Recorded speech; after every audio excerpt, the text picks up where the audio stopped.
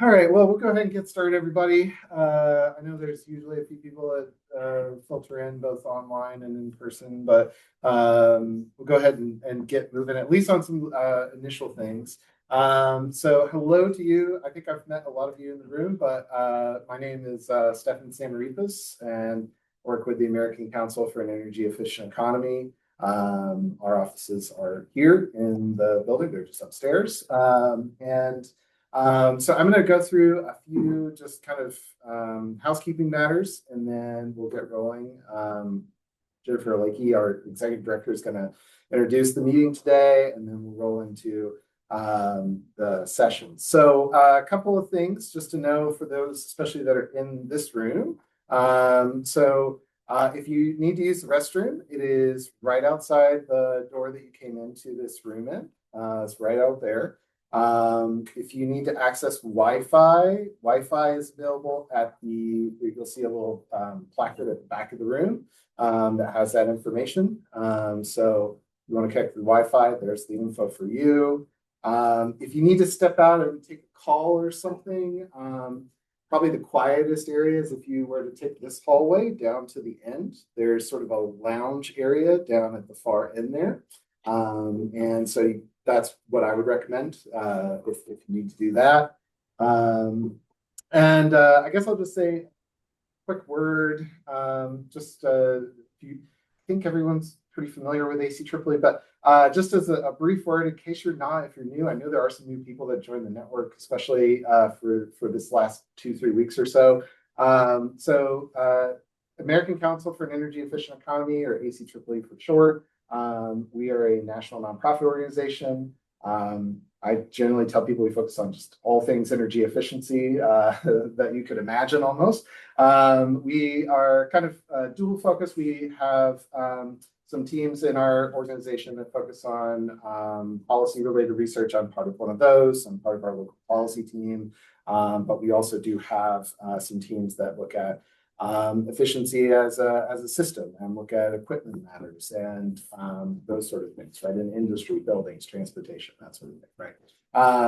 So just a quick word of introduction about us, but you're going to be hearing a lot more from all sorts of folks all across the network today. And there'll be plenty of opportunity to ask questions, as well as a discussion session at the end, where you'll have an opportunity to exchange information with one another and talk about data centers more.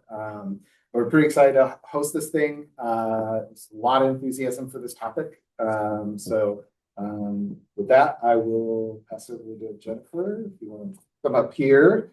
And and then we'll get rolling from there. Thanks.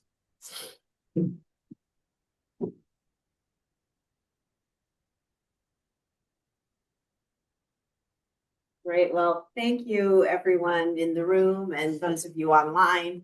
Really delighted that we have the opportunity to connect with you all today and to host this meeting.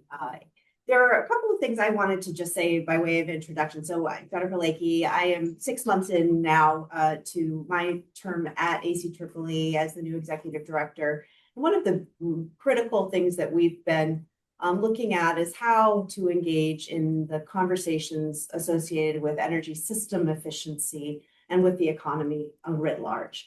And that economy and the economic development opportunity for ACEEE comes down to not just the equipment in a building, the building itself. It comes down to the people and the vision that we have for how people participate in an energy economy. And I'm really thrilled with the work that you all do to make that front and center and to talk through and build for that efficient economy that delivers the services and helps the affordability and the economic opportunity. So I was thrilled with the choice of your topic today in looking at kind of one of the biggest questions that we are facing in considering what type of an economy America has in the future and how people and communities relate to that economy. We produced a few months ago in February a paper which I would recommend for anyone who wants to kind of understand what the technical challenges are for data centers and what they represent for the energy system. And this paper walks through what the demand forecasts are, what we believe to be some of the opportunities for regulators and utilities and how the tech companies can help to build for a better energy system. And I would recommend this report. It is long. We also have smaller versions that are available in terms of the executive summary. But the piece that I've been struck with these last few months as we've been talking through this issue is really how much of the conversation has been focused on managing for the infrastructure requirements of the data centers. And what a critical part of this is the governance and institutions, and how can governance and institutions keep up with the technology and the need for technology deployment. All of us want our computers to turn on, our Outlook to load. All of us want to be able to do a Google search efficiently. We all want to have the opportunity to interface with technology in real time when we need it.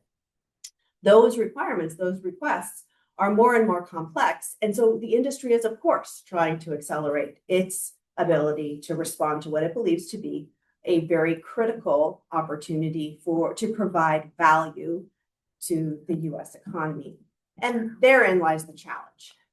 The value provided to the economy is also going to be part of the question that we have to grapple with, because our institutions are unlikely to be able to keep up with the pace and scale of the technology evolution. And I find that that's where we really have struggled. And I hope that in your conversations today, we'll be able to think in more depth around that interface, the institutions, the people, and the technology.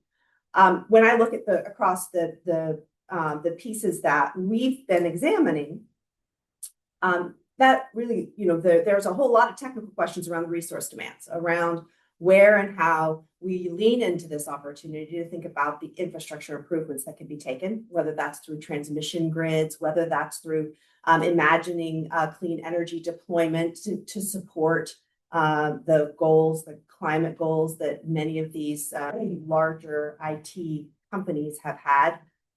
Whether that's about thinking innovatively about technology deployment that's not in their facilities, but is in the community itself.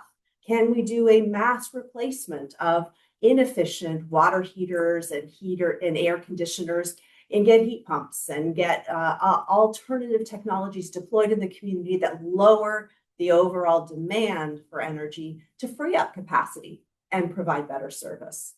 And those are good trade-off conversations to have. How do you use this as an opportunity? But often we're having those conversations very late. And so that governance and institutional challenge has to be, how do we imagine bringing those conversations in at a point where the co-creation of economic opportunity is part of that expectation for the industry? And who stewards that? And where and how do we maybe build it? And that those pathways, while we may say, look, we're kind of on a path, lots of sites, there's just a massive amount of prospecting happening. A lot of sites have already been pre-selected. A lot of things are going into interconnection with the utilities, but it's not too late. And communities and the industry are looking for ways to have a more secure outcome. And defining those outcomes in building the process by which we deliver them, I believe, is still something that can be done. But business as usual approaches will not deliver the broadest system benefits, the system benefits to people. Business as usual approaches look at this as a supply side power generation problem and an infrastructure problem, and they don't view it as a broader question of how are we transforming our economy.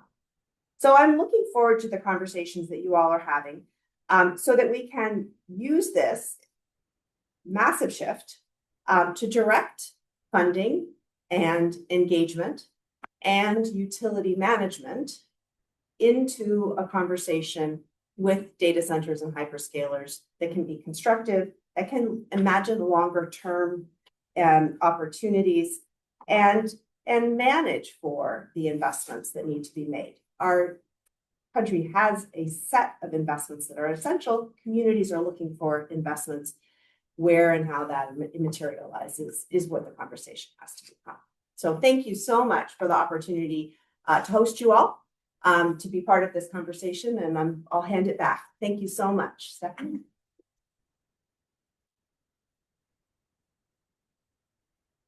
All right, I'll just stand. Yeah, so I'll introduce quickly the panel that we've got.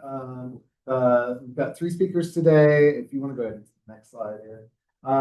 We've got Mary Ann Dickinson, who's going to be joining us online from Lincoln Institute of Land Policy. We've got Khalil Shaheed from National Resources Defense Council, will be here in the room with us, and Daniel Getzel, who on the agenda, I had you down as Brookings, but either works. So yeah, I was like, oh, I looked at the RSVP. Okay. Daniel's going to be joining us, and all 3 are going to go through some quick presentations, about 10 minutes each, talk about some of what they've been working on and seeing on the topic of data centers. Then we'll have a panel discussion.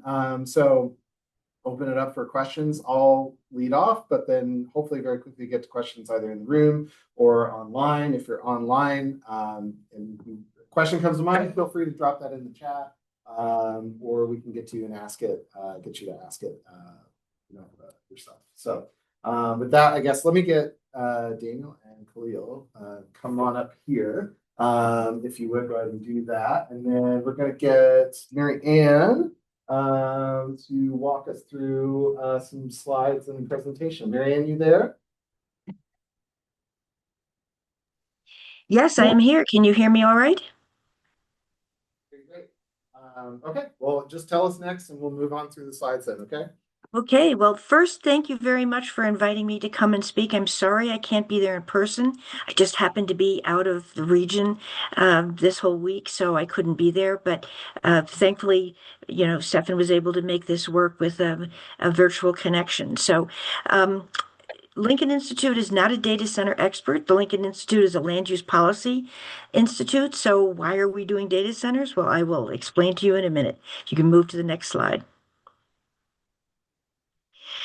So here's a map that sort of shows where the 5,400 data centers that currently exist in the United States, where they're located. And you'll see there are certain hotspot areas where they cluster.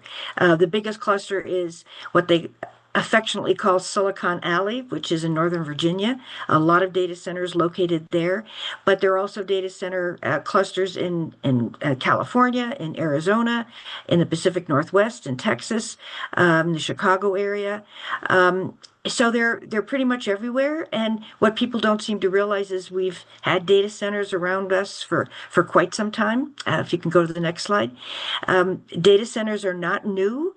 We've had smaller data centers, housed in industrial parks and within office buildings, and they've been virtually invisible to us as a society because they were small scale. But now with AI and the enormous computing power required for AI models, data centers are now proliferating and have a huge appetite for computing power. That's heretofore unknown and a little new and frightening to some communities that aren't sure that they can deal with the capacity from the energy and water perspective. But we know that this is going to be a needed piece of infrastructure, as Jennifer said. It's part of smart cities. It's part of many other AI uses that are now going to be developed. And we know these digital solutions are going to require the kind of computing power that the data centers are supporting. And so what we need to do is figure out how to adapt and deal with that. The energy demand for data centers, one statistic I saw was it projected to be 130 gigawatts or so by 2030. That's not a small amount of electricity. Water, the large hyperscale data centers can consume as much as 5 million gallons a day or more for cooling if it's evaporative cooling through cooling towers. So it could be a huge resource use if it's not carefully designed and controlled. We know that data center footprint is going to get much larger. So if you go to the next slide, what we wanted to take a look at was some of the facts in that expansion. The hyperscale data centers are the ones that it seemed to be of most concern to the local communities that have to permit them. They're large land footprints, sometimes as much as 300 acres. The building footprint themselves can be a million and a half square feet. And so the hyperscale data centers at 100 megawatt load, that's a huge facility that has the ability to change the direction the community is going in if it's not planned correctly for the energy and water use and the land footprint as well. But we also are seeing a lot of mid-sized enterprise data centers that are in the range of 5 to 20 megawatts, and they can range from 10 to 40 acres, have a building footprint quite a bit smaller, maybe a max of 250,000 square feet. And a rule of thumb has been developed that it takes about 205 acres per megawatt of capacity. That does vary by design and plans, of course, but that's kind of a footprint that sort of shows the amount of acreage that's going to be required for a number of these facilities. And then, of course, there's lots of power requirements, as you all know. 1 megawatt can be as much as 8,700 megawatt hours a year. 100 megawatts can power what the equivalent is of 75,000 to 100,000 homes. So we're talking about a big resource allocation in both energy and water. Next slide. But the problem is we don't see all of the data up front when a community gets a data center application to process. There's not a whole lot of advanced public disclosure of what the energy use or water consumption might be, even emissions and supply chain issues. Because of the open competitiveness between the data center operators and constructors, there's a lot of secrecy. It's considered corporate IP and competitive information as to the efficiency, both on the energy and water side. That's a business competitive factor that often they don't want it shown publicly. So communities are being asked to sign non-disclosure agreements, which is very unusual in the planning and zoning world. And that makes community awareness and sort of discussion of how to accommodate these facilities in a community that makes that decision difficult. So this is kind of where the Lincoln Institute wanted to come in. We wanted to come in to talk about how does this happen at the local level? What are the issues at the local level that need to be dealt with? Next slide. So if you take a look at where the new data centers are potentially coming, you'll see again some hotspot areas. You'll see again more in Northern Virginia. You'll see more in the Pacific Northwest and in California, but a fairly big blob in Arizona. 109 data centers are proposed for Arizona. And that's a state that, while they're welcoming the data centers for a whole series of reasons, it's going to be a concern in terms of the energy and water consumption. So these are questions that are being asked as these data center applications are coming in. Next slide. And as they come in, communities begin to panic because they feel very unprepared to ask the questions that are needed to make sure that the data center can be sited sustainably. So the first impulse is to adopt a moratorium. And about 150 of these have been in various stages of either adoption, under consideration, or even rejected. And you'll see a large number in the state of Michigan. That has become a real hotspot area for moratoriums. But what we're seeing is panic at the local level, concern that they don't have the capability to make these decisions carefully, and so they want to just hold off and halt everything until they can move forward. Next slide. So here's sort of an example of this. Moratoriums are being used to sort of call a timeout, to say, okay, give us time at the community level to figure out how we're going to permit this. And there are 8 states that have openly discussed moratoriums. The Maine moratorium was recently vetoed by the governor. Because the governor wanted to not preclude an opportunity for a data center to be located that actually have positive impacts. There's one proposal for renovating a brownfield with a data center, and that would be a positive project in the governor's eyes. So there's a lot of controversy about the moratorium issue. You can see in the local jurisdictions, they range from all over the country. It's not just any one place. But I think what this speaks to, in my mind, is the community concern that they're unprepared and they don't know what to do. Next one. So a lot of these communities have adopted ordinances. They've realized that their planning and zoning authorities at the local level didn't anticipate the level of scrutiny that would have to happen to this particular type of industrial use. Most industrial zoning categories don't allow for singling out one industrial use for a considerable number of specified permit conditions in the application because there's no background legal justification for it. So a lot of communities have started to adopt a data center ordinances that would give them the power to ask these kinds of questions and to set a certain number of conditions. And so these are some of the states that we looked at and the ordinances that we looked at in those states. Next slide. And so in looking at all of those ordinances, one of the things we took a look at are what are the risks of data centers and how can communities prepare themselves for the risks involved. When a data center exceeds the carrying capacity of the electric grid, when a water cap that might be set at the local level is exceeded because cooling is actually consuming more water than expected, how does the community deal with that risk? And so we've had lots of media coverage on the energy and water risks. You know, we've seen lots of reports, including ACEEEs, that go into great, wonderful detail about what the expected consumption ranges would be. But we wanted to dive very deeply into the local permitting levels. We wanted to make sure there was local authority to make the decisions at the local level that would be required. Conversations we've had with communities that adopted data center applications and had them constructed in the community, they realized later that they didn't have the ability to set some of the conditions that they felt they should have, whether it was for consumption of water, whether it was for noise levels, whether for any one of a number of things. But a new issue emerged in our research that we hadn't seen anywhere else. Next slide. And this is the risk that's associated with a potential data center abandonment. And why is this a possibility? Well, one of the things we've learned from some of the DOE and Los Alamos National Lab employees is that chip evolution is very rapid.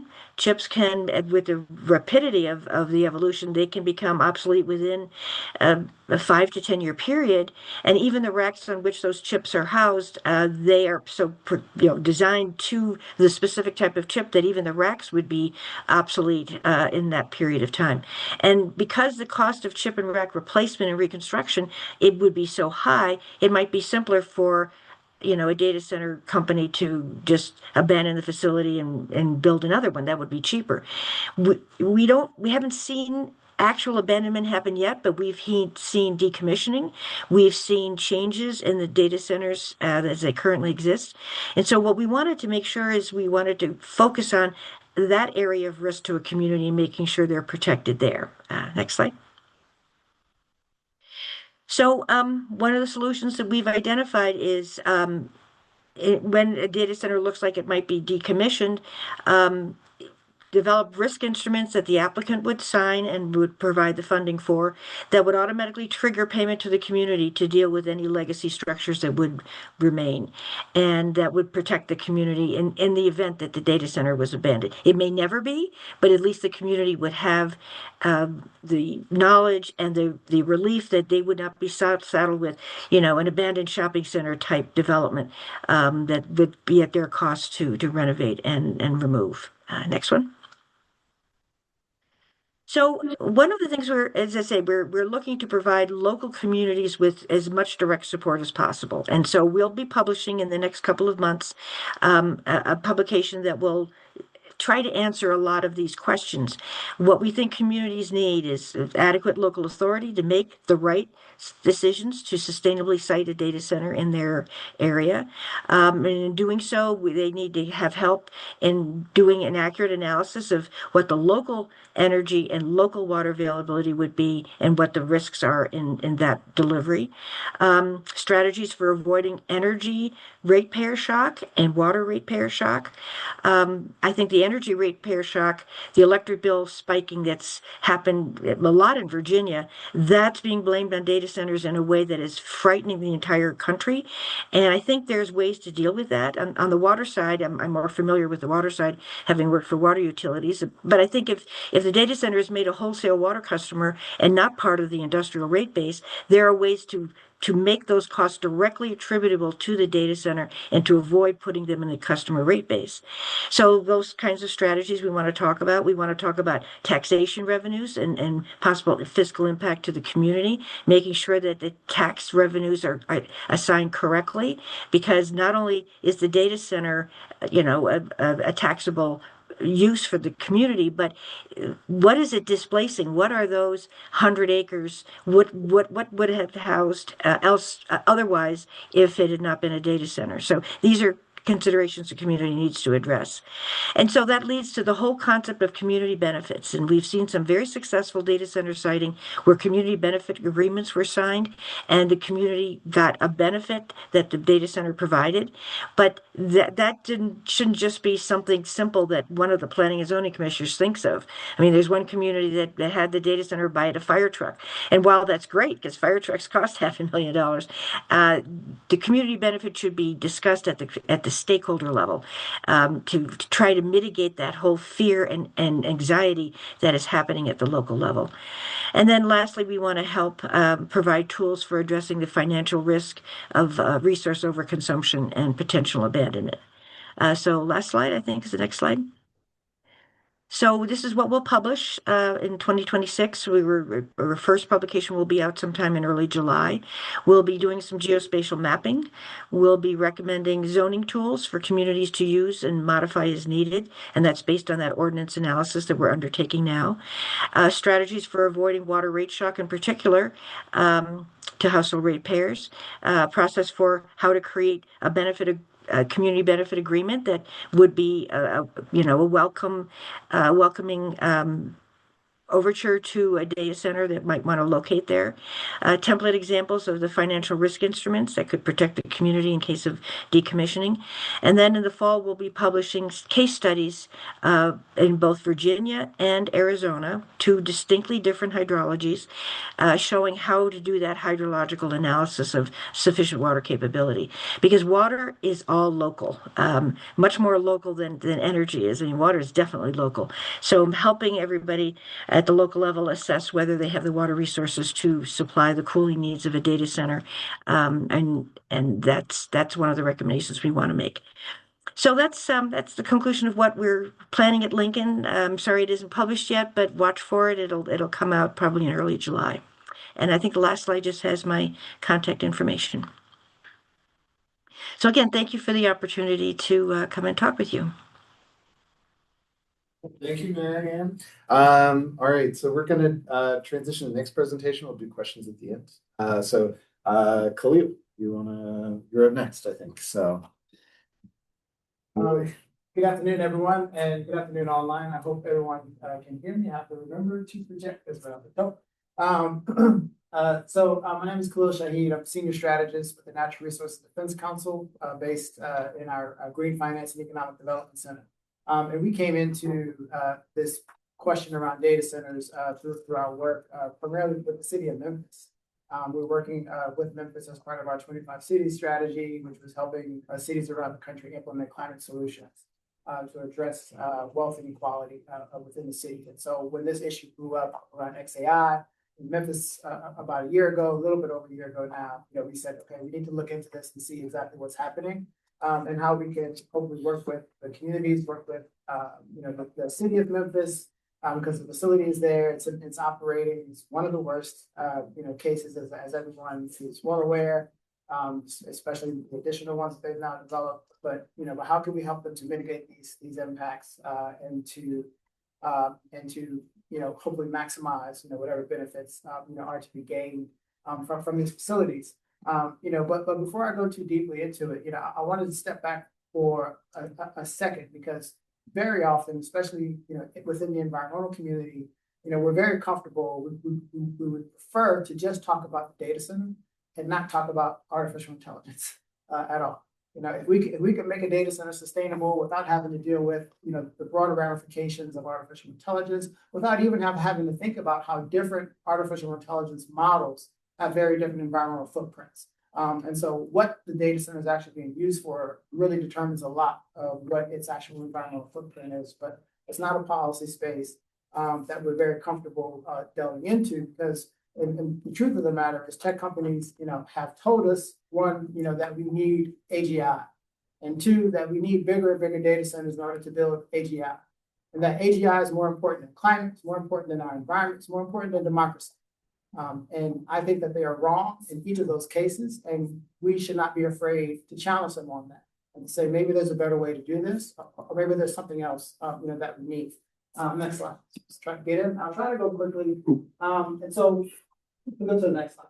And so again, I wanted to start with, again, grounding us in why these data centers exist, because not all data centers are the same. There are cloud computing data centers, they're very different types of data centers of different sizes and specs. But what we're dealing with today are really artificial intelligence data centers that are attempting to produce artificial general intelligence and to develop super intelligence. But we could be focused on more task-specific modeling that can actually produce a lot of artificial intelligence applications that could actually be useful to us in managing traffic and managing energy flows through the utility grid, in solving cancer, or whatever uses that you can think to apply it to. However, where the infrastructure is going, where the CapEx is going, it's into building one model of artificial intelligence.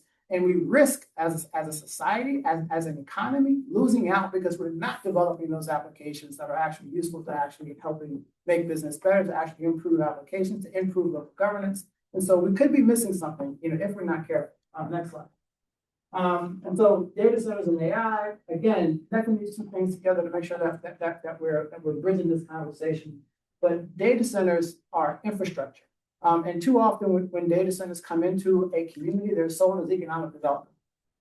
But the long-term economic value is not captured in the data center, but it's what the data center enables. And we're not a part of that conversation, again, because tech companies have kind of monopolized what the data center is actually used for. It's used to build artificial general intelligence, and they're telling us that it's going to be great. We just trust them. And as local governments and local communities, we're not actually thinking about, what do we need a data center for? What could it help us to do? What could it help us manage? What could it help us improve? And so we're not actually building and thinking about long-term economic value for our communities and what the extra compute capacity for that can actually help us to do. And what got us really thinking about this was, again, looking at the case of Memphis, where Memphis Chamber of Commerce and Memphis local government for years has had a plan called the Digital Delta, where they want to create this digital economy, within that region, based around its logistics industry. Memphis is the logistics hub for the country, right? And so they want to create this digital delta. And so here you have this XAI facility. It's about 300 megawatts. So that's about 230,000 GPU chips, in this one facility. And 0 of those chips are helping Memphis to actually implement its digital delta plan. So what's the use of it? What's the actual use of it? It's literally a box sitting in Memphis that's not contributing anything, that has 0 relationship to any other part of Memphis's economy, Memphis's social network, or its governance. And so that's a problem that I think we have with the way that we're building our data centers and the way this conversation is happening, where we're actually being cut off from participating and thinking about, well, what actually is the digital economy? What is this digital ecosystem that we want to develop? How do we participate in it? How do we access it? And when it's just closed in these larger and larger hyperscale data centers without any relationship to our communities, we're cut off from that conversation. Next slide. And so I'll skip past this, but where these facilities are being built, we hear a lot about the need for tax incentives. Virginia is having a huge debate right now about whether or not to get rid of its incentives. Other states are also moving, in the same vein. But from what we understand, from the economic geography of this industry, there are 3 main criteria for citing a data center, and tax incentives are much lower on that list. And those are primarily power and utility partnership, cheap land, favorable zoning, and then access to the state. That's really why they want to come into Maryland and Prince George's County, where I live, because we have access to the fiber, because Maryland doesn't have the energy, we import energy. So we're actually an energy drain. And so we would have to import more energy to feed a data center, but we do have access to that fiber, and that's important enough for them to want to come in to Maryland. Next slide. And then again, we have to think about the societal risk, when it comes to this. What are we actually building inside of these boxes? And what concerns, do those raise? And those things matter. They should matter to us as individual citizens, as parents, as residents, of any community, but also as advocates within our particular space. And so, next slide. And so I'll go kind of quickly over to some of the environmental implications and applications. I think I actually cut the applications part out, but we'll talk about that a little bit. Next slide. And so, as you can see, there are many environmental risk implications, of the data center, both to local communities, but also when you think about air quality impacts, either from grid access, fossil fuel energy, because from the permitting and the designs that are coming out now for the next 2 to 5 years, most of all data centers are going to be powered, with natural gas, either through direct connection to the grid behind the meter, or some combination of the two, with possibly even diesel generators, also, adding greater environmental risk to local communities as well. Next slide. But then there's the broader issue again, and this is both with the data centers as infrastructure themselves, feeding into and expanding of fossil fuel consumption, whether it's gas, oil, coal, but also in the broader sense, the oil and gas industry is already thinking about, okay, how can we use artificial intelligence to help us to get some of that hard to reach crude, that we haven't been able to reach, deep sea, for example, crude. And so by their estimates, they're estimating that by 2050, artificial intelligence will help them to actually pull up 7 trillion more barrels of oil that they otherwise would not have been able to receive. And I don't think that's what we want to use artificial intelligence for as an environmental community. But also, going back to the data center itself, again, the carbon intensity of that energy today is much more carbon intense, than other parts of the economy, and it will again continue in that vein for at least the next 3 to 5 years before some of the larger projects can begin to connect to renewable energy systems. And then we're also seeing it on the financial side, where clean tech, clean energy technology has seen its investment funding drop 40% in the last year alone, because that very. And if you're in the market trying to get funding, trying to get capital for clean energy technology, and if your project doesn't mention artificial intelligence, it's really difficult for you to actually get investment into clean energy technology. So we're actually seeing, again, the rush to invest in data centers and artificial intelligence undermine our ability to improve clean energy technology that we desperately need, because it's all being absorbed here. Next slide. And we've talked a little bit about this, but again, what some of the issues, some things that regulators and communities can do to manage some of the grid and load impacts, and I'm sure we'll get into more of that as well in some of the questions, but we can skip past this slide. We hear a lot about water, and the big thing now is closed loop, water systems. There's no such thing actually as a closed loop system, because even if it's technically closed, there's still some evaporation, so you lose about 25, maybe 30% just through evaporation alone. But if you look at that bottom part, when it comes through those systems, there is still waste discharge, brine, which is also, increases risk of PFAS contamination, especially if that water actually touches the chips through that cooling process. But a lot of companies are trying to switch to water-based cooling because it can reduce the overall energy load by about 30%. But it does not end the environmental risk of the data center. Next slide. And then again, stepping out, the broader impacts, we're also seeing impacts, from the increased demand for chips, for data centers on mining for critical minerals. It's not necessarily in a position to sort of shift priority away from clean energy, clean energy technology which also needs those critical minerals, but it can shift the sort of policy landscape within which those minerals are mined.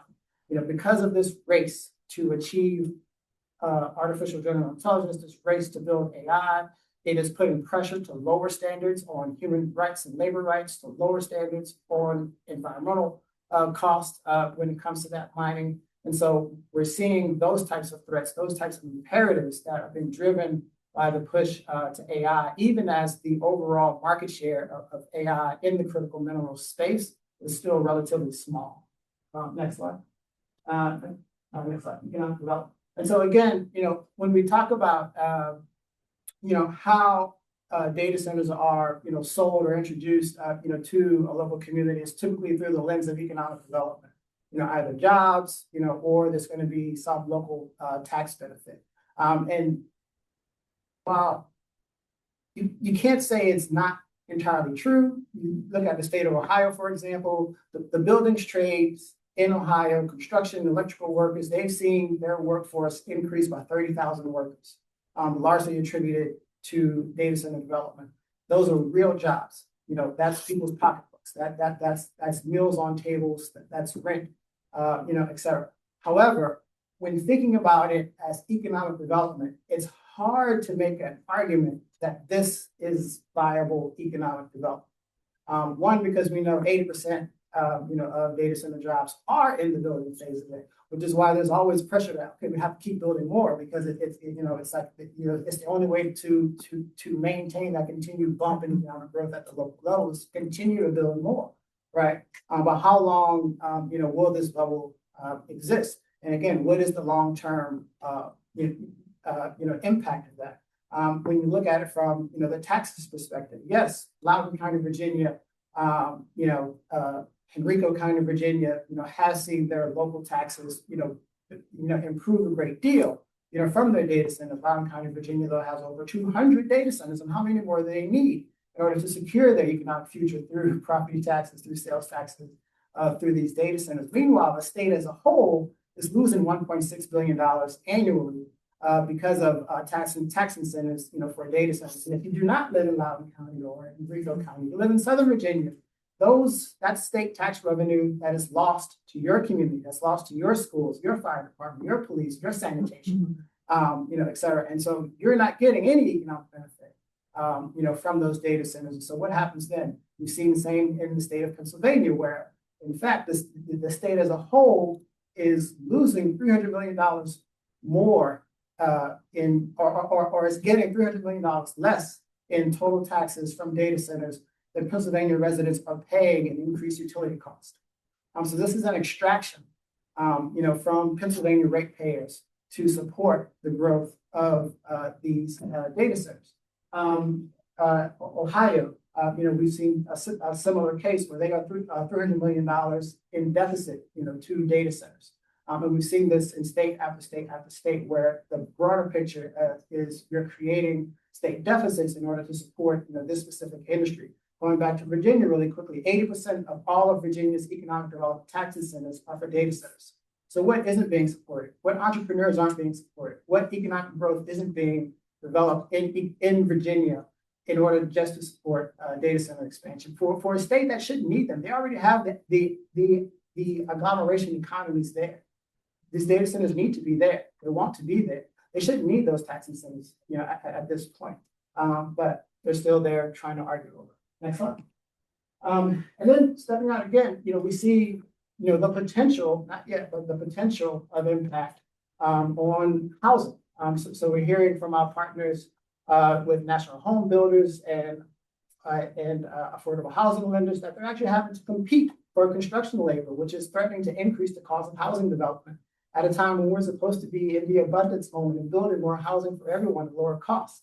But they're having to compete because these data centers, these tech industries are so awash with money. They're paying such high wages, which is great, for workers, especially for union workers. But we're seeing that competition emerge in other sectors. And we've seen at least one example coming from the UK, where when there is a case where there is when there is a constrained grid, either in energy or water, a data center coming into that grid market can constrain development for anything else in that market, because you just don't have the space to be able to build housing in that case. And I spoke to at least one mayor in Michigan who, for her, that was her primary concern, with the data center. She said the space that she had, both in terms of land, but also on her grid and water infrastructure, could better be used by housing for her community than for a data center. Next slide. And again, stepping back, thinking about AI, the ethical implications, of what it is that we're actually building, from the systems. Next slide. And I think, Daniel, you're going to talk about this a little bit because you guys got it out first, and I was really jealous because I was thinking in the same direction. But the paper that you all did, with Brookings, where you talked about our local governments, local leaders, need to stop thinking about data centers as just real estate. And we need to really look at what it is that we're building, within the broader digital ecosystem, and how these things, support into it, feed into it, and what it is that we can actually get in terms of long-term economic value from this infrastructure. And I think that's, the space where, we have to begin to think about this stuff a little bit differently. But as infrastructure, again, the most costly part of this infrastructure deteriorates in value every 2 to 3, maybe 5 years. That needs to be replaced. And as the first speaker said, or someone said, sometimes it's actually cheaper to just abandon it and just build a whole new system. And so, as infrastructure that deteriorates in value, every 2 to 3 to 5 years, that's not very good infrastructure that you want to invest in, that you want to base, your local economic development off of. At least not, without some caveats to how we do this. And so, thinking about what these things look like as infrastructure, how we actually think about the broader, digital economic ecosystem, and how we interact with that, I think is really the next step of this conversation where we need to go. Next slide. Just a little bit more, of the same, and thinking about, how we actually, access the compute using, as I gave, the example at Memphis, where you have 230, advanced GPU chips that are contributing nothing to the digital Delta strategy. I don't know if people saw this from an international example, but still, very important. Kenya, was working on a deal with Microsoft to build a large data center in Kenya. The deal kind of fell through, or it's been paused or postponed. But the reason why it fell through is because Kenya was trying to negotiate access to compute. They wanted to be able to access the compute within that data center, to be able to manage its own data, to be able to use that technology for its own digital needs. And they did not like the deal that Microsoft offered them, so the whole thing has been paused. So, but what does Kenya know about this process that our local governments, have not yet learned about how we need to be negotiating, what we should be negotiating with these data centers on? I'll stop there, and I'll pass it on to Daniel, and just look forward to the conversation. Great. Are we doing okay on time, or do I need to speed up? 10 minutes. Yeah, So okay. Give it 10 minutes, we'll be okay. Sounds good. Excited to speak. A lot of things that I was going to talk about have been covered by our two great speakers before. I kind of came to this topic in a slightly circuitous route. I remember the Amazon HQ2 moment, where all these communities across the country were competing to win Amazon's next headquarters, handing over data, basically in this race, thinking that, they could be the community that was going to have this kind of once in a generation change moment. And it made me realize that, that's not a real effective approach for economic development on either side of the market. One, it creates false hope. And two, you shouldn't be looking for silver bullets. You need to be investing in your community. So I went into the federal government and I worked on these programs around how do we design these long-term place-based economic development strategies. So rather than these one-off investments and then they might leave, what we call elephant hunting, how do you invest in yourself? How do you create these homegrown talent? How do you help these businesses scale? And we put about $3.3 billion into these programs. And I worked on the CHIPS Act implementation, tech hubs, NSF regional engines. And while I was working on these semiconductor strategies as a part of this, I came to realize this AI moment is going to be massive. Obviously, we're not well positioned for it. Are there things that I can learn from these regional economic development strategies that can be applied to what I'm seeing on the semiconductor and chip side of it? So that's kind of just the background of how I came to this moment. And then obviously, things really blew up in the post ChatGPT era, and that's where we are now. So the question I want to ask is like, how do we move from data center islands that don't create a lot of economic value to AI hubs that are central to a community strategy to being competitive for the future? Next slide, please. So we're spending a lot of money on AI infrastructure and compute. Kind of put it in perspective, an inflation-adjusted dollar, this is almost the amount of money we spent on the Louisiana Purchase. It's more money than we spent on U.S. railroads, the interstate highway system, or the Apollo space program. More than the Manhattan Project by a significant amount.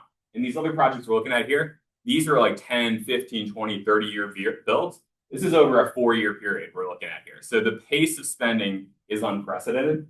But I think it's actually interesting too, because the way we designed our railroad system had impacts. Where there are nodes, that is places that communities came up and, developed economies around. The highway system as well, were you on a highway exit or were you not on a highway exit? Even the space program, the Orlando economy is heavily dependent upon the spin-offs and the companies that came out of that space program. So I think we can think really intentionally about this AI infrastructure moment in the same way, because while the top model companies are based in Silicon Valley, Boston, and New York, the infrastructure we're building is all across this country. Next slide, please.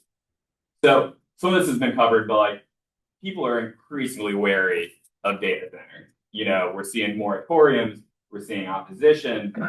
Every week you see a Wall Street Journal and New York Times piece saying, here's this rural community that's standing up to a data center. All important discussions we're having right now, but it's also partially because we're not telling a story about the opportunity or providing clear data about the jobs, the water, or anything else. So it allows for this kind of sensationalized moment. And I think that's one of the things I want to get to is how do we move away from the sensationalized moment and move towards the facts and keep people having the decision with that fact in mind. If you decide you still want to build a data center, knowing what you know, go for it. But if you don't have that information, you're handcuffed. And that's even more so in this moment where we're seeing less money going to local economic development organizations, less money to community development organizations.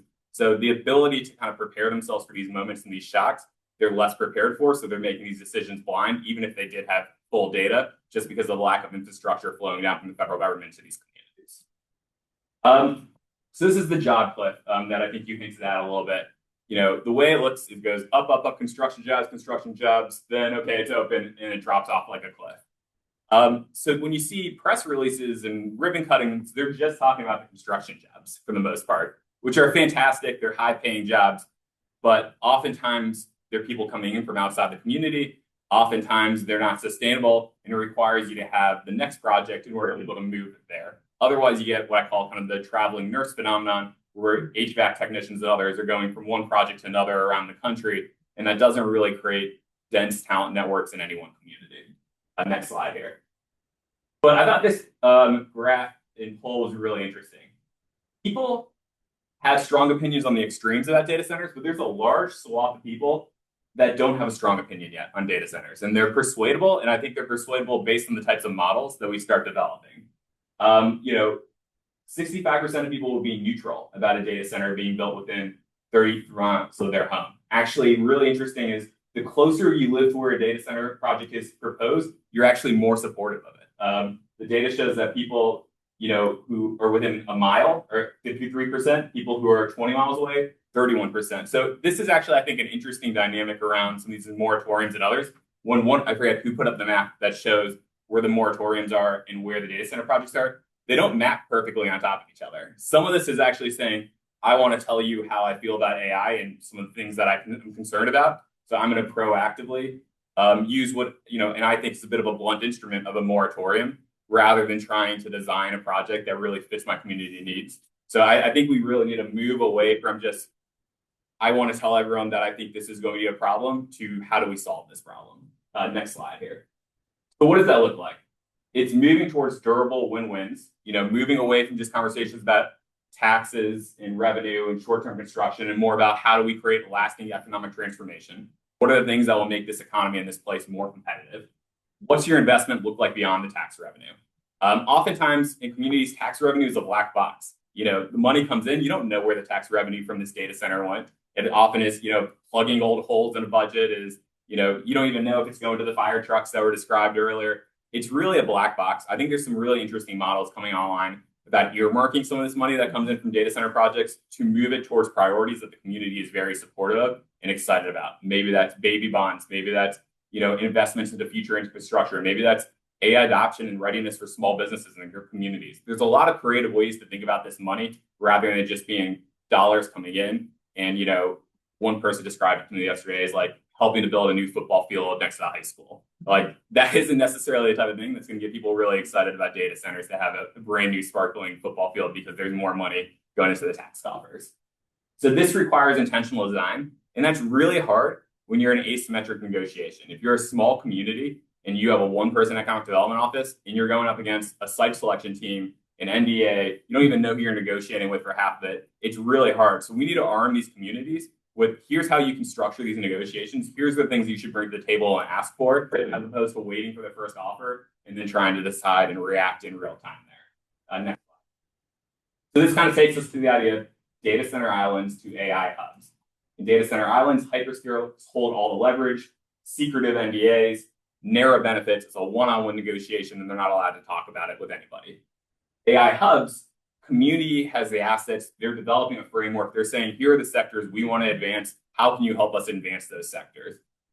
How do we create shared prosperity and regional prosperity? And what are some of the things that we can do in these data centers or with your company to experiment and think about R&D? Maybe our region has a strong healthcare system. Can you share some of your compute back with us?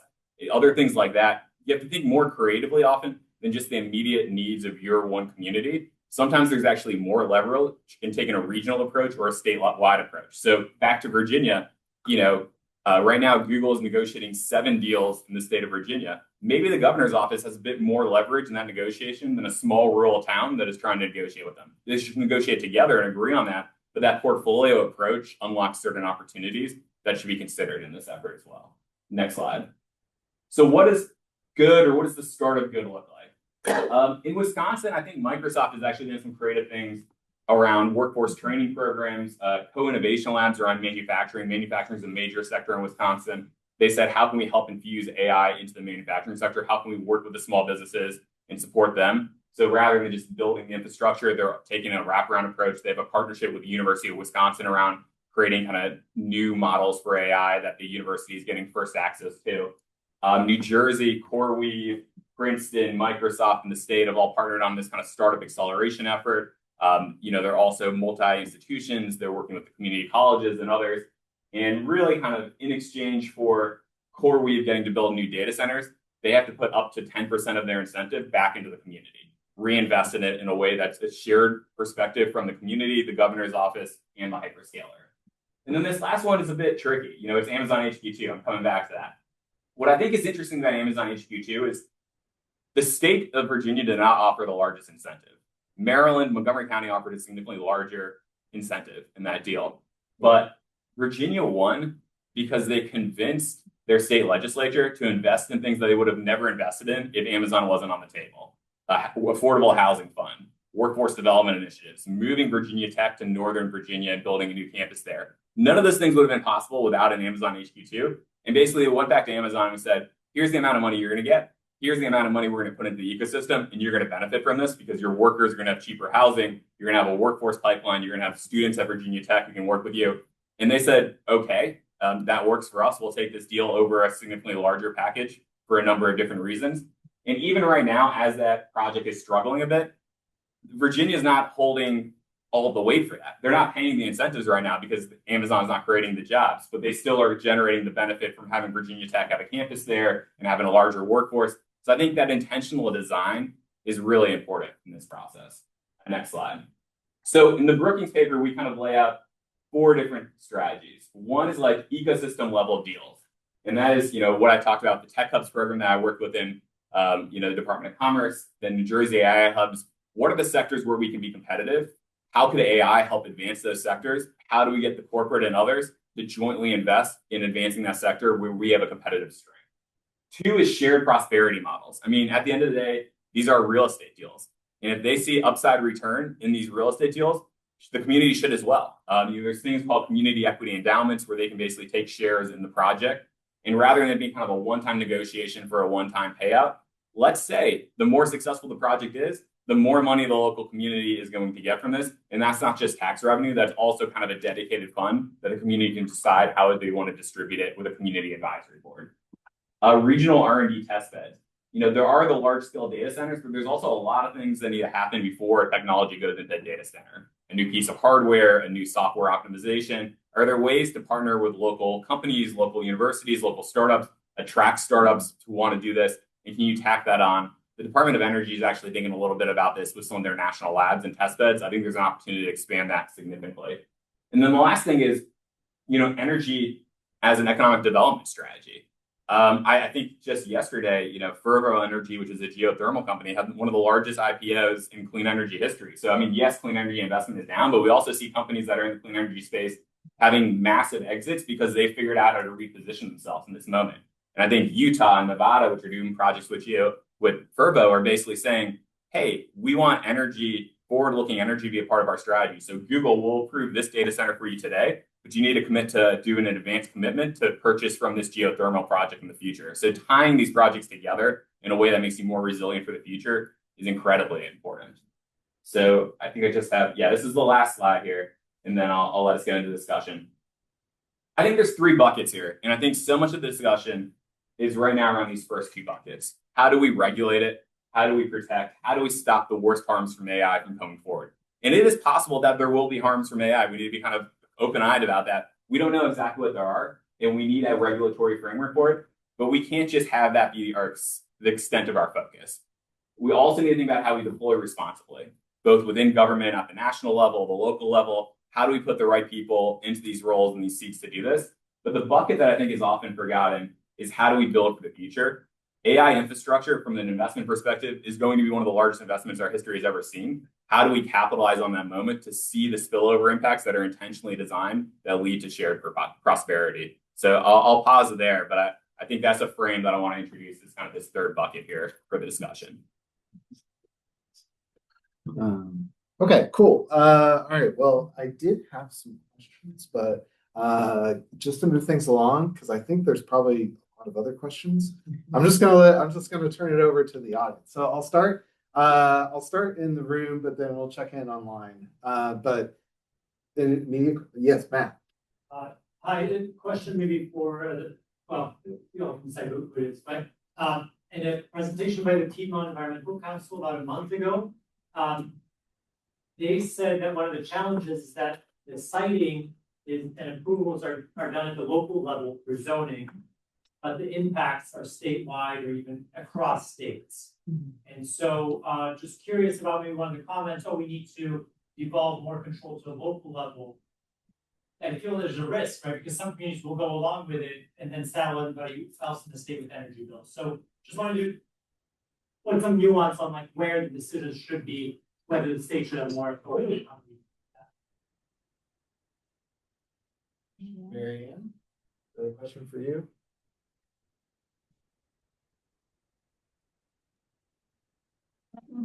A good question. And there are lots of discussions about whether the states should be setting out guidelines for community decision making on data centers. Some states have attempted to do that, as has been discussed already. But primarily, most of the impacts, certainly on the water side, on the noise side, on fiscal impact side, they're mostly at the local level. So local decision making is important here.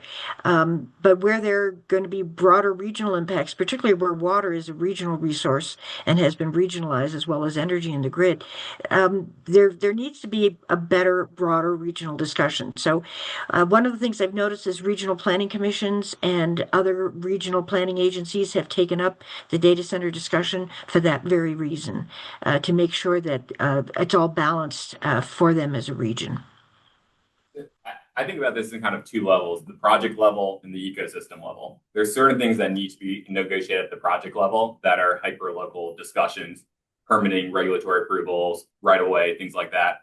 But there's also things that need to be negotiated at the ecosystem level. I mean, Utah recently put forward a proposal where all incentives are going to be managed by the state when it comes to data centers, so that they can actually think about it as a portfolio, and they can also manage the speed of some of these processes to avoid a situation where I mean, also you're seeing situations where a data center says, okay, we're going to negotiate with this community.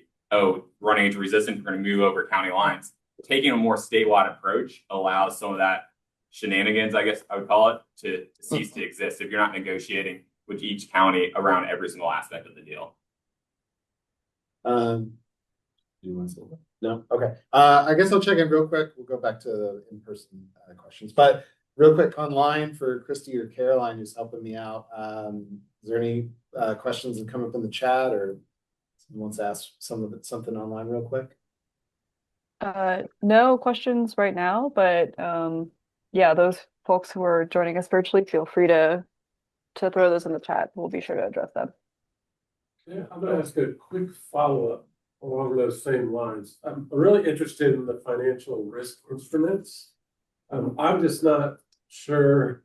I mean, when you talk to the big tech companies, you know, they use that terrible four-letter word. We're into what's fair, which means we're going to try to block something like that. So how? Yeah, I assume this would have to be something that gets done at a state level to work when they're not able to, you know, walk away from a local community. But I'm curious what the sort of thought process behind something like that tool would be. On the financial risk instruments, it's really a derivative or an insurance policy or a surety bond, something that an applicant would put up as part of the permit approval. And it shouldn't be an extraordinary amount of money. It would be triggered only by whether or not the decommissioning actually happened.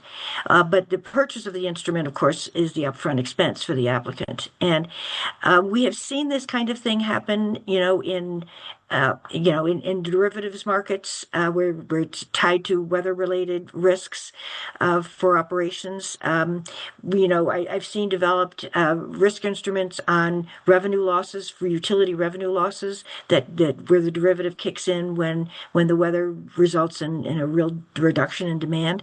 So it would be something that the community would have as a tool and would offer to the applicant that they would sign and pay for that instrument. We'll have to see how this goes. I mean, we're making some suggestions. We're going to offer those tools. We'll make them freely available, and if communities choose to use them, and the applicant doesn't sign them, this is something we'll have to see. It seems to me that would be a very easy ask, actually, given the size of the data center that we're talking about. If the smaller data centers probably are not an issue, but the hyperscalers, those are big investments for the community, and they need to make sure they're going to be stable, long-term community partners. I think there's one thing that I've seen is, sometimes these data centers just go further downstream. So now you're a hyperscaler and then you're doing less mature workloads, you're doing more IT and phone related workloads. So it's possible that some of these are just going to go downstream in terms of like the uses.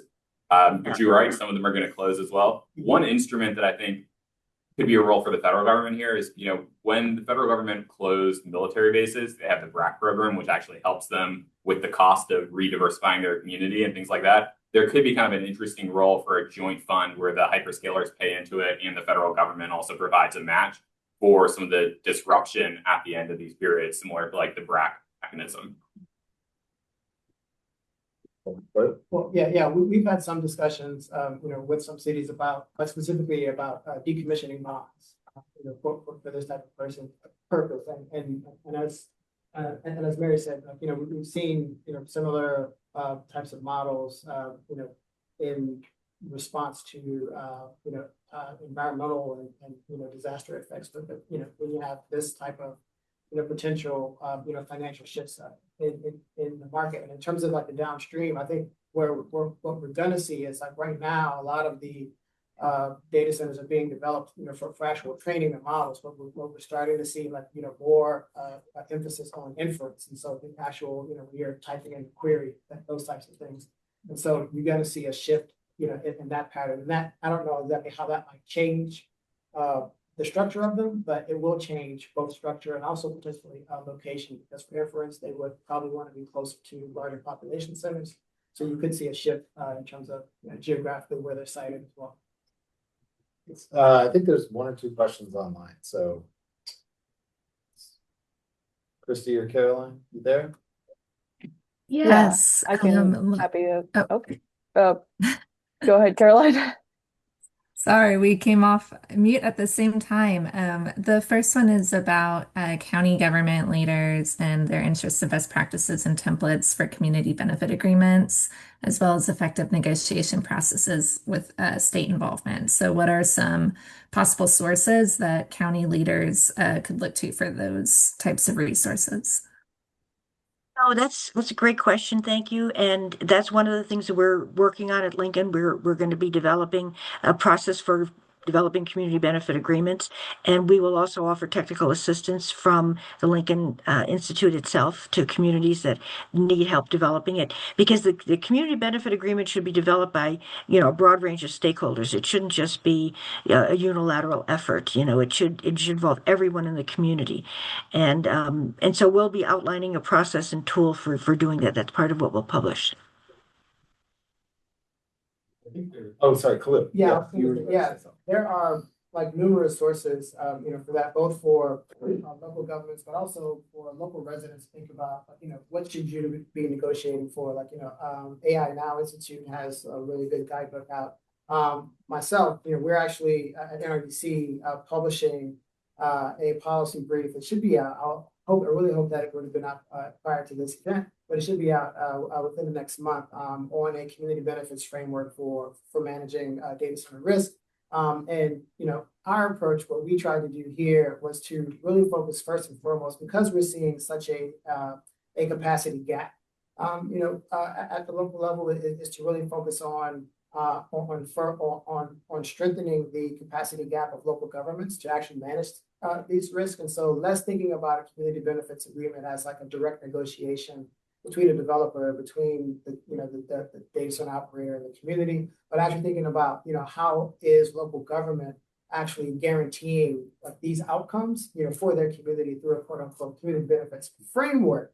And so they're saying, and using local government authority, local government powers to help manage that risk, on behalf of the community. And through that, in the way Mary said, we need, all of these players, to actually come together around this, instead of having it just be an isolated community negotiating, directly with the developer. And so that's what we hope to do, through this policy brief, is to really show local governments how they can use this process to really develop their capacity to manage these facilities, and what they should be asking for and negotiating for in that process. All right, well, we'll get one more question real quick here. If there's one, I don't know, let's check online. Is there one very quick question that people might could answer? And then we'll move on. Yeah, I guess if you're able to answer briefly, there's a question about state coordination, asking if there's any efforts by states to coordinate with their neighbors within a region on where utility/transmission lines need to be upgraded or expanded, so it's not a sort of Wild West approach to increasing grid capacity. Well, I'd say I'm not familiar with anything like that at the state level. There is a coalition, folks maybe or may not be familiar with it, called GovAI, which is a coalition of city and county government staff, who they came into this process because, and it started in San Jose, California. So in California, they passed an AI regulation, but within that regulation is sort of a hidden clause, like all state and local agencies, you have to adopt AI. So they were scrambling, trying to figure out, okay, we need to integrate AI into our work. So we need to procure AI services from these companies. And they were frustrated by the lack of transparency from these companies. So they began to band together at city staff across California, and then open it up to other states, other cities, other counties around the country who are also experiencing the same problem. And so we began thinking about how they can use their procurement process, to really change the way, these folks act. And we've been talking to them about incorporating environmental standards, energy usage, water, into that negotiating process as well, so that cities are actually leveraging their procurement capacity to really hold tech companies accountable to environmental standards. And so that's where we're doing it at city and county level. I haven't seen that type of coordination at the state level, but we are talking to coalition of state legislatures. We're starting to try to have that conversation with them. Sorry. All right. Okay, well, we're gonna move on. Thank you guys so much. If you have questions, there will be a discussion session at the end, so I don't know if you guys are sticking on, but you are. I have an opportunity to ask some more questions at the end. Okay, so Eric, you want to move on and then move on. There we go. Okay, Gary, you there? Yes, certainly am. All right, thanks for hanging in there, Gary. Apologies about getting a little late here. All right, so we have I'm gonna just have a conversation here for the next portion of this meeting and give Gary here, who's on the line with us from Bodator. Did I get that right? Is it Bodator? Botetourt. I'm sorry. I'm going to give him an opportunity to talk about some of the things that they've been dealing with the data center down there. And then we'll give everyone who's on the line an opportunity to ask questions and also pitch in your experience at the local level if you've been seeing similar things. Gary, I guess I'll give you a chance just to first off introduce yourself and then just talk a little bit about what you've been dealing with and how all this got started for you down there. Okay, thank you, Stephen, and thank everyone for being here this afternoon and being part of this discussion. So my name is Gary LaRue. I'm the county administrator in Botetourt County, Virginia. This is in the western part of the state, not to be confused with the northern part where Data Center Alley is located.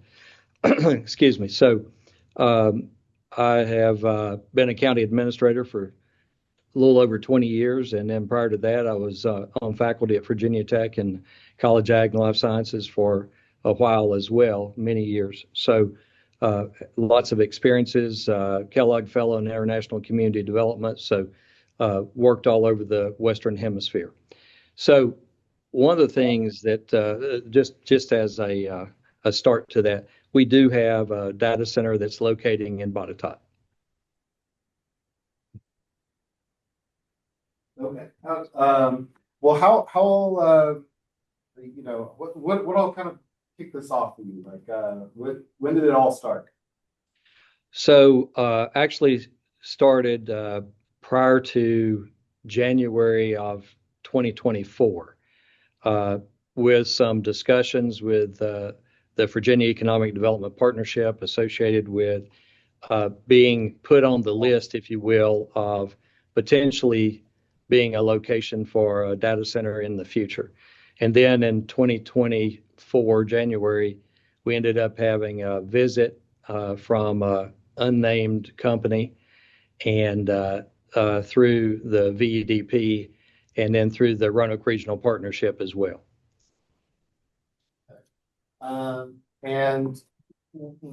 So I mean, maybe it's kind of inherent in with much attention that's kind of was brought to this, but is there anything that sort of like, made you pause and think like, oh, this is going to be a really big deal, it's a really important thing, kind of, raise the level of priority for you? So one of the interesting things about this was that we knew that there was an opportunity. There was a request for information from a company. They came and visited. They visited some other localities as well at the same time, and so we knew that we were probably a little special whenever at the end of the meeting, the lead person on the group of about 8 or 10 people came over and spoke with me and said that in her 7 years of locating facilities with this particular company, that we had the best combination of activities here of anywhere that she had been. And so that gave us a little bit of an edge probably and made us end up feeling a little bit special associated with this opportunity. And then we went on from there because it's the combination, obviously, everyone's spoken about it. It's a combination of having power, water, and a little bit of land that's actually zoned correctly.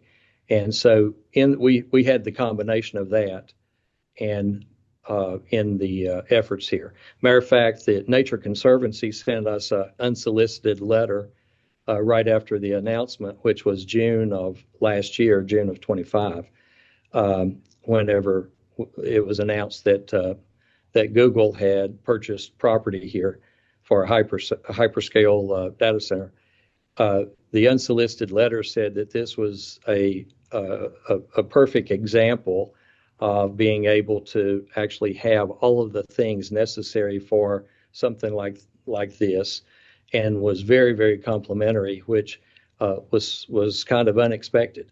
And so they're holding us as a model as far as that goes, and as far as having all of the elements in combination. Okay. Well, I mean, it sounds like everything was going pretty well, in the early days. Were there notable challenges or sort of some big questions you had to solve? So there's been challenges along the way. There's no doubt about that.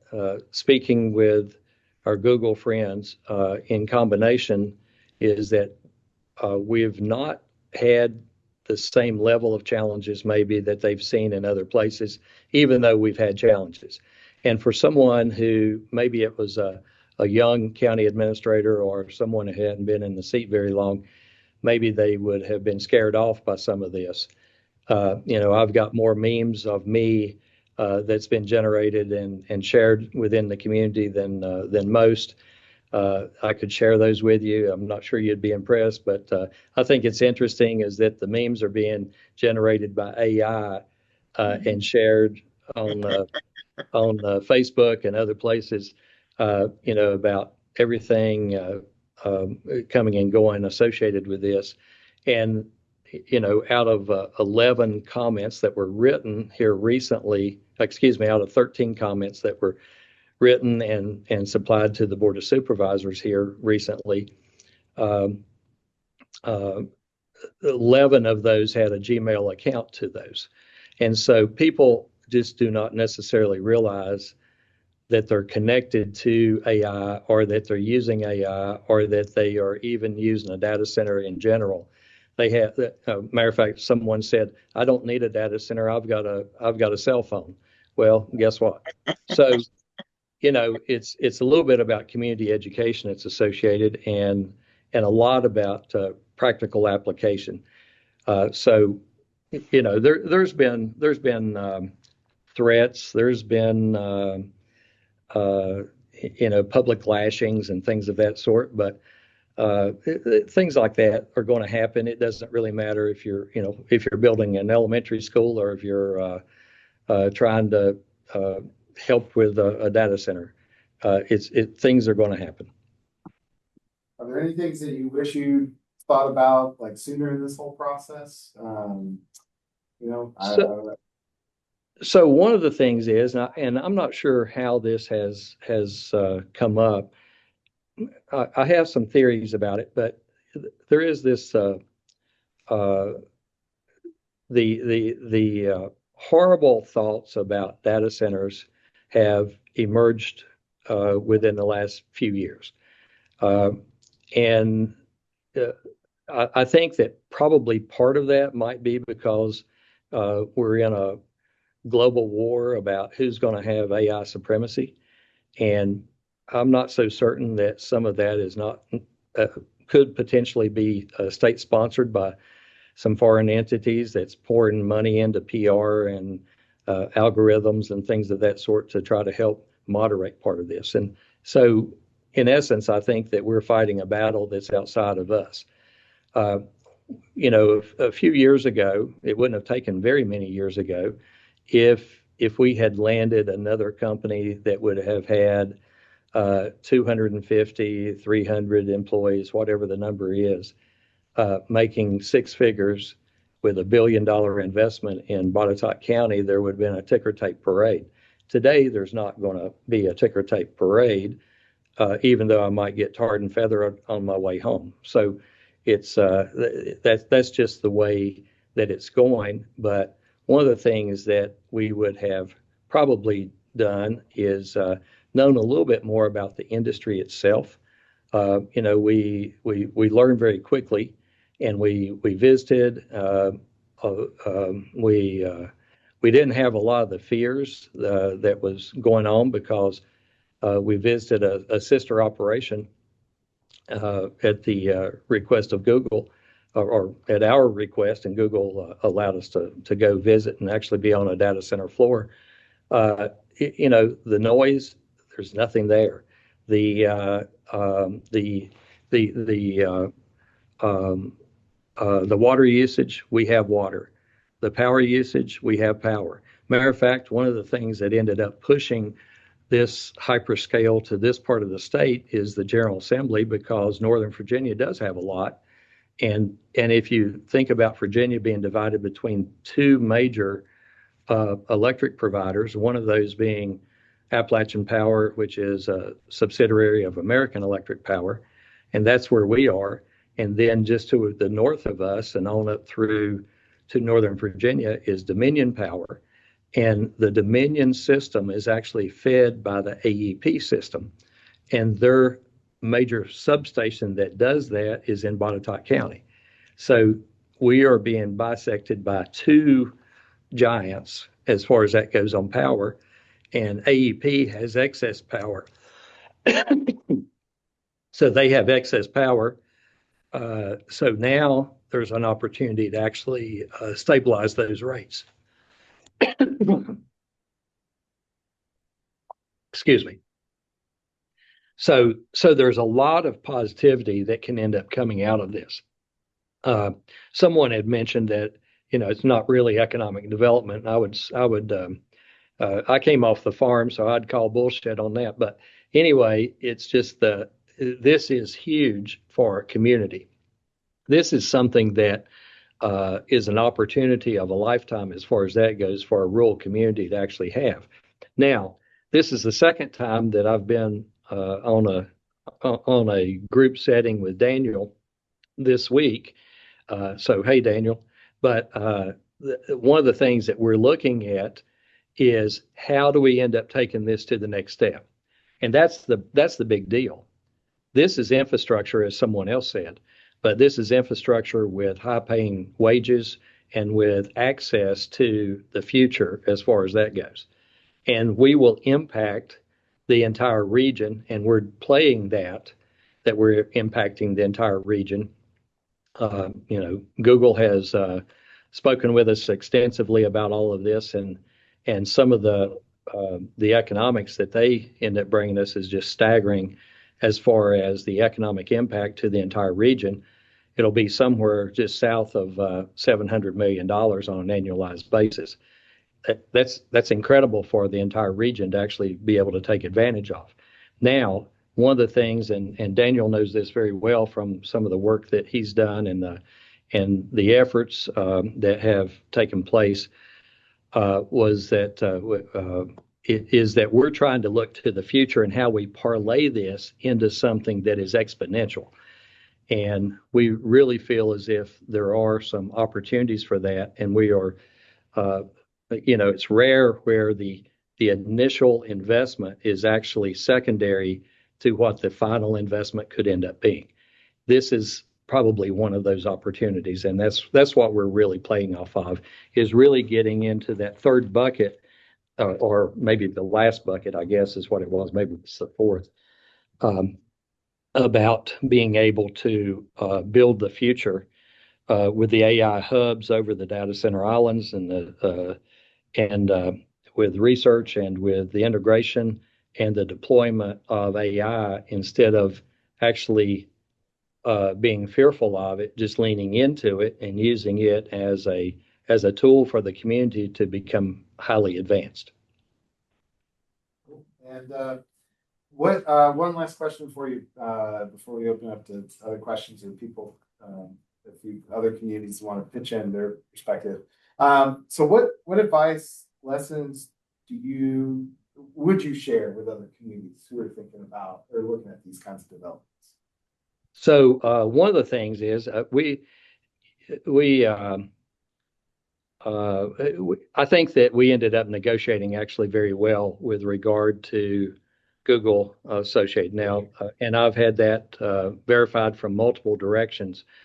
One was that this was a tri-party agreement between the local elected officials, the Economic Development Authority, which is an appointed group, and Google. And so there's a tri-party agreement there. And basically what we ended up doing was taking the capital improvement plan for the county and funded it. And so it's not just one fire truck, it's 3 fire trucks, it's 3 ambulances, it's deputies' cars, it's the body cam system, it's just countless number of other things. It's a new community center, it's rehabbing a library, 4 pickleball courts, 2 tennis courts, lighting soccer field, heart monitors. I mean, just the list goes on and on. But it was about $18 million was the initial entry of land sale that was associated. Plus, I negotiated a $4 million grant that came in as part of this as well. And one of the other things is we have the highest taxation rate for business personal properties, which that's where 80 to 90% of the money actually comes from in the future. We have the highest taxation rate in the Commonwealth. I wanted it to be higher than Loudoun County, and I told Google that, and we negotiated it, and it's higher than Loudoun County. And one of the things that is associated with that, though, that people need to pay attention to is the depreciation schedule, because there's a 5-year depreciation schedule. And so we are the highest on years 1 and 2, and we're second highest on years 3 and 4. And we will never get to year 5 because of the refresh rate. And so you just need to pay attention to that, because that's something that is really, really important. So the other thing would be is about having a spending plan for the money, because if you put that kind of money in front of a group of elected officials, it's dangerous. They'll end up doing something a little crazy. And so we worked on that beforehand. But one of the other things is don't be scared. You know, these folks are wonderful to work with. But now the other thing is that there's basically 2 models. One model is a developer model, which I would not personally participate in, I don't think. The other one is the end user model, of which that's where we are, because we have the end user, which is Google in this case, and they have just been absolutely phenomenally positive in every single aspect. I've never met a Googler that was not just top notch. And so it's been really, really good along the way.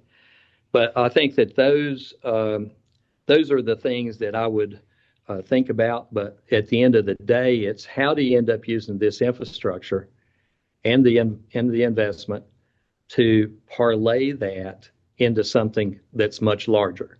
So those are some of the things that I would end up pushing for, I think. Great. Awesome. Well, thank you, Gary. So I take a little bit of time here to open it up to either questions if you want to ask Gary some follow-up questions, but also if you, and I think there might be some of these folks on online, but if you have some comments or some stories of your own, if you're a local community, you want to share that, then also raise your hand and do it that way. But I'll check in the room first to see if there's any questions. Daniel, you have a question for you? Yeah, I actually just want to make a comment, Gary. Really good to see you again. I thought one of the comments that Gary mentioned was really enlightening about negotiating with the end user versus negotiating with the real estate developer. There are so many more levers that the end user can deploy than the real estate developer. The real estate developer can just negotiate on dollars and how much money they're going to put into it in terms of tax revenue. The end user can negotiate on things they can offer to your community members in terms of, technology solutions, things they can co-create in different industries and sectors where you're strong. Google has a life sciences team, they have a manufacturing focused team. There's just a larger suite of opportunities. So I know these communities are not always in the situation where they can negotiate with the end user versus some third party or some, BlackRock-esque entity. But I think, being able to do these things that look more like AI hubs benefit from having the end user at the table in some shape or form. 100%. One of the things that, if I might mention, was about it was mentioned about the NDAs. We signed the NDAs. You have to sign if you're going to end up playing. And the situation is that that's a normal activity in local economic development, local government economic development. It's the same thing as the other activities that we have associated with any other company that I've ever recruited, which have been lots. There's just proprietary information that's associated, and so this is really nothing new, to be honest. Christy or Caroline, is there any questions or someone put a hand up online? There are no hands up right now, but there was one question from earlier about the environmental justice concerns that may have been raised by communities related to data centers and how both governments and corporations have been responding to those concerns. And then I think kind of similar related to that, this should be the only other unaddressed question in the chat right now, is just options that are available to communities where data centers have already been built and there might be experiences of adverse impacts. So I don't know if you want to bundle those two together. Gary, you either of those, you have anything you want to pitch in on, or we can always come back to this question? I guess the only thing that I would end up saying is that on the environmentals and things of that sort, this was placed in an industrial park where we already had environmentals on things. This, is 300 acres, 312 acres as far as that goes. And so we had a lot of the environmental, we had the historic preservation surveys, we had lots of the stuff was already done. And so the only thing that we ended up doing was adding the use of data centers to a RAM district, which is research and manufacturing. And that was a public process. And we had 2 speakers that was associated with, excuse me, 3 speakers, and no one against. But we had that, and then the Army Corps of Engineers, they had a survey out here, I don't know, 6 weeks ago, 2 months ago, and I think they ended up with about 700 comments, but a lot of those were out of state, and a lot of those were out of the community. So I don't know how that's divided up, but there's, Google is mitigating all of the environmentals as far as that goes. So not anticipating any kind of slow up. Matter of fact, we are anticipating grading start on this project about the second week of July or so. Any questions in the room or comments?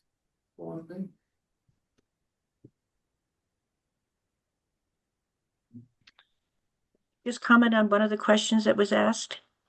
What does the community do that now is suffering impacts and it's already been approved? The real question is, do they have the jurisdiction to attach any additional authority to enforcement? And that's one of the issues we're concerned about at Lincoln, is making sure that the underlying ordinances give them the enforcement authority to be able to regulate that. And they should be doing that from the outset, setting conditions and terms for what they expect in terms of mitigation of environmental impact. But if they haven't gotten that underlying authority, and now they are looking at how they can mitigate what's already happening for an approved and constructed facility, I'm not sure what those options are. That's a legal question. Pretty tough to put the toothpaste back in the tube. Yeah. You have to make sure you got the toothpaste in the tube before you start.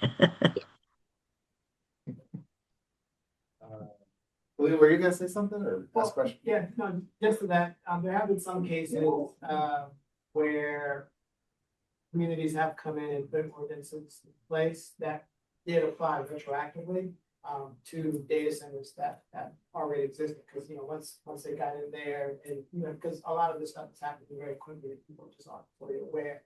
that happens some cases, and they have to do that, but it's, it can be different, based on the jurisdictions. Okay. Check back down online, is there any questions? Anything new over there, Christy? I guess Carol.